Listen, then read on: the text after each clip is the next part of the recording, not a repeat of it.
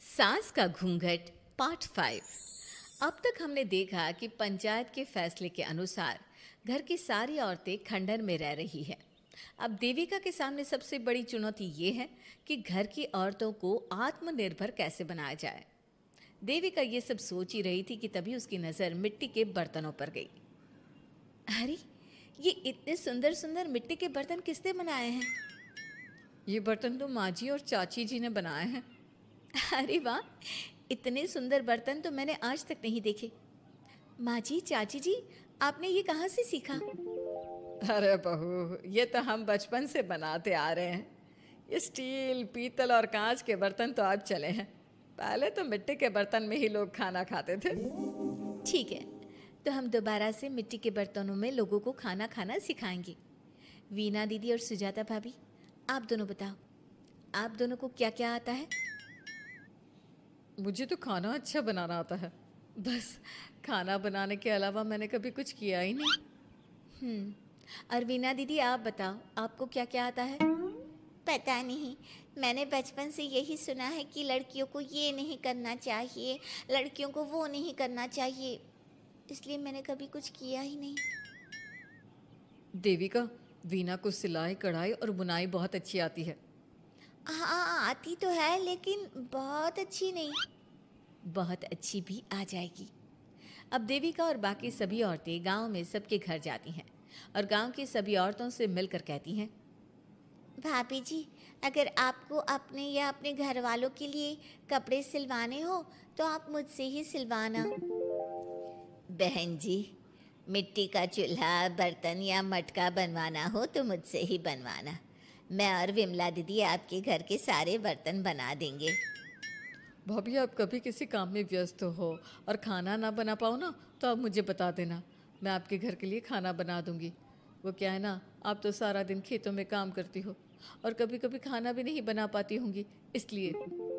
इस तरह घर की औरतें जी जान से अपने अपने कामों में लग जाती है। धीरे धीरे उनका काम बढ़ जाता है और वो अपने खंडहर को ठीक करने में लग जाती हैं। वहीं दूसरी ओर घर के सारे आदमी घर का काम संभाल नहीं पा रहे थे। अरे भाई कल्याण, चाय तो पिला दे। जमाना हो गया अच्छी चाय पिए हुए। आप भी ना घर के दामाद से क्या क्या काम करवाते हैं। अभी लाता हूँ चाय। कल्याण, तुम दामाद नहीं बेटे हो, इसलिए इस घर के सुख दुख, घर के काम और बाहर के कामों में तुम्हारा सहयोग तो होना ही चाहिए ना। इतने में कल्याण चाय बनाकर ले आता है।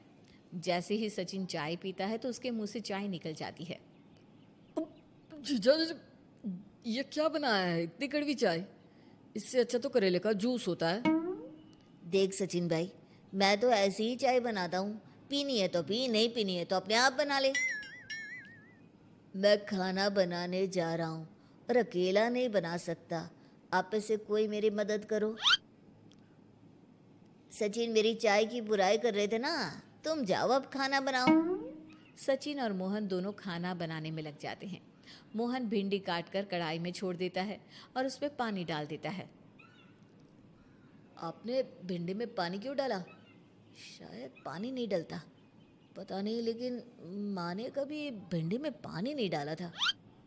लेकिन बिना पानी के भिंडी बनेगी कैसे, मतलब गलेगी कैसे?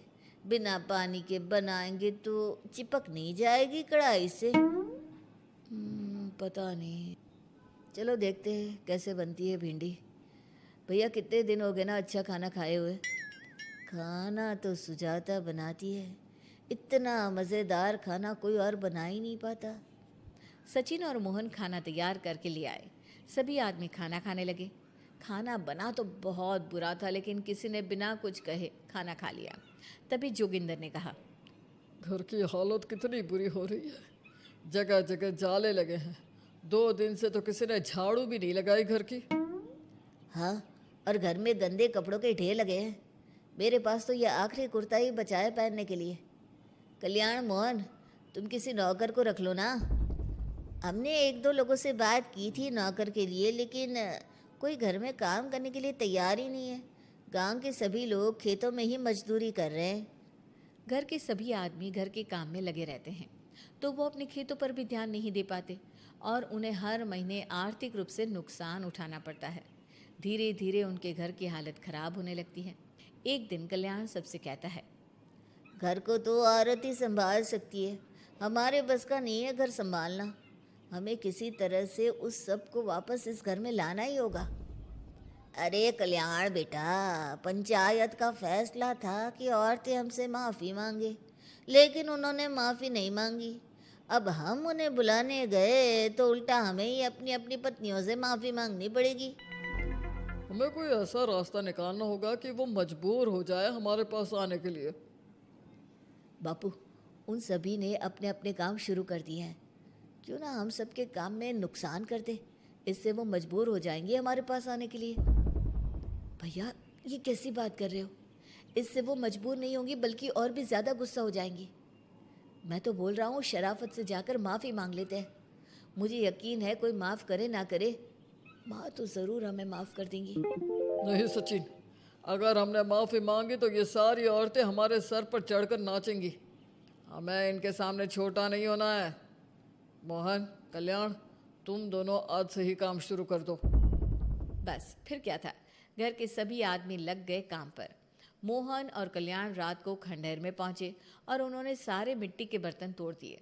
उसके बाद वीना ने जो कपड़े तैयार करके रखे थे वो सारे कपड़े उन्होंने फाड़ दिए।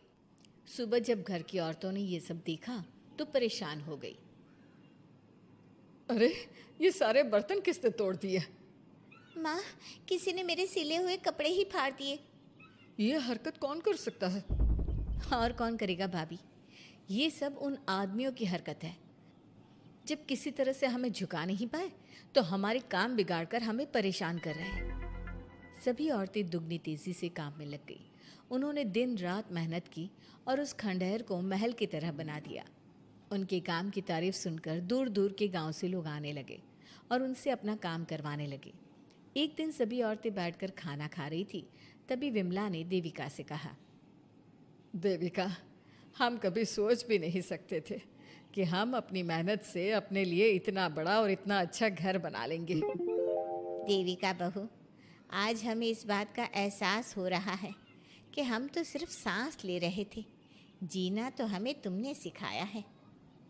मुझे तो अब भी यकीन नहीं हो रहा कि मेरे पति की पहचान के अलावा भी मेरी कोई पहचान है। गांव के सब लोग मुझे सिर्फ मोहन की पत्नी के रूप में जानते थे, लेकिन अब सारा गांव मुझे जानता है। देविका, मैं कुछ ही दिन में इस गांव में एक अच्छा सा होटल खोल लूँगी। और मैं एक बुटीक खोलूँगी। मैं यहाँ गांव की लड़कियों के लिए एक स्कूल खोलना चाहती हूँ, यही मेरा सपना है। सभी औरतें खाना खाकर सो जाती है। रात बहुत ज़्यादा हो गई है, लेकिन देविका को नींद नहीं आ रही थी। तभी उसे किसी के कदमों की आवाज़ सुनाई दी। पहले तो देविका थोड़ी डर गई, लेकिन उसने हिम्मत करके उठकर देखा तो उसके सामने सचिन खड़ा था। सचिन, तुम यहाँ क्या कर रहे हो? कहीं तुम मेरा कोई नुकसान तो करने नहीं आए? मेरे पास तो किताबों के अलावा कुछ नहीं है, फाड़ना चाहो तो फाड़ सकते हो। देविका, मैं तुम्हारा कोई नुकसान करने नहीं आया हूँ, बस तुमसे माफ़ी मांगने आया हूँ। क्या? रात के अंधेरे में चोरों की तरह तुम मुझसे माफ़ी मांगने आए हो?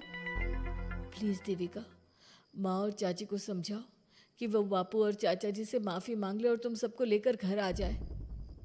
सचिन, तुम भी तो अपने बापू और चाचा को अपने साथ ला सकते थे ना, और माँ और चाची से माफ़ी मंगवा सकते थे ना।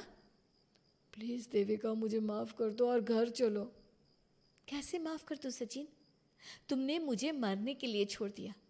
अगर माँ और चाची हिम्मत करके मुझे अस्पताल ना ले जाती तो आज मैं और मेरा बच्चा जिंदा ना होते। ना तुम मुझे अस्पताल में देखने आए और ना ही अस्पताल से आने के बाद मेरा हाल चाल पूछा। मुझे तो छोड़ो, तुमने अपने बच्चे का चेहरा तक नहीं देखा और तुम मुझसे उम्मीद कर रहे हो कि मैं तुम्हें माफ़ कर दूँ? कभी नहीं सचिन। देखो देविका, हम सबको बहुत नुकसान हो रहा है। घर के काम की वजह से हम बाहर के काम पर ध्यान नहीं दे पा रहे। घर और जिंदगी दोनों अस्त व्यस्त है। वो इसलिए कि तुम सब आदमी संगठित नहीं हो, अपना दिमाग और ऊर्जा हमें परेशान करने में लगा रहे हो। और हम औरतें संगठित हैं, हम अपना दिमाग और ऊर्जा अपनी प्रगति में लगा रहे हैं। इसलिए हमने खंडहर को भी महल की तरह कर दिया और तुम्हारी हवेली खंडहर की तरह लगती है। सचिन देविका से बार बार माफ़ी मांग रहा है। क्या सचिन को अपनी गलती का सच में पछतावा है, या फिर ये घर के आदमियों की कोई नई चाल है? ये जानने के लिए आपको हमारे आने वाले एपिसोड का इंतज़ार करना होगा। और हाँ, कमेंट करके हमें ये भी ज़रूर बताइए कि क्या देविका को सचिन को माफ़ कर देना चाहिए? क्या उसे सब कुछ भूलकर सचिन के साथ अपना घर बसाना चाहिए, या फिर सचिन को भूल जाना चाहिए?